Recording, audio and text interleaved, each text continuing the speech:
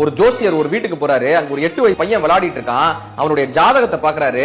இந்த பையனுக்கு படிப்பே வராது, இந்த பையன் கல்லு உடைக்க தான் லாய்க்கு, படிப்புக்காக இந்த பையனுக்கு செலவழிக்காதீங்கன்னு சொல்லிட்டு போறாரு. இது அந்த பையனுடைய நெஞ்சில ஆழமா தைக்குது. அவர் சொன்ன வார்த்தைக்காகவே அந்த பையன் விழுந்து விழுந்து விழுந்து விழுந்து படிக்கிறான். 12th மிகப்பெரிய மார்க் வாங்குறான். எம்பிபிஎஸ் சீட்டு கிடைக்குது. எம்பிபிஎஸ் முடிக்கிறான். நெப்ராலஜில ஒரு மிகப்பெரிய டாக்டரா வந்து சொந்தமா ஒரு மருத்துவமனை கட்டுறாருங்க அந்த பையன். அந்த மருத்துவமனைக்கு ஒரு பெரியவர் வராரு. 30 வருஷம் கழிச்சு அவருடைய கிட்னில ஏதோ பிரச்சனைன்னு சொல்லி வராரு. அந்த பெரியவருக்கு மட்டும் ஸ்பெஷலா ட்ரீட்மெண்ட் கொடுங்கன்னு இந்த டாக்டர் டீன் சொல்லிட்டு போறாங்க. அந்த பெரியவருக்கு ஸ்பெஷல் ட்ரீட்மெண்ட் கொடுக்கப்பட்டு அந்த பெரியவர் குணமடைஞ்சு போகும்போது டீன்ட்டு போய் கேட்கிறாரு, எனக்கு மட்டும் ஏன் இவ்வளவு ஸ்பெஷல் ட்ரீட்மெண்ட் கொடுத்தீங்கன்னு.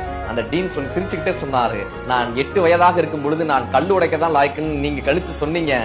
நான் கல்லு உடைக்கத்தான் லாய்க்கு என்று கணித்த உங்களால் அந்த கல்லு உங்களுடைய கிட்னில இருக்குன்னு கணிக்க முடியலையேன்னு சொன்னாராங்க.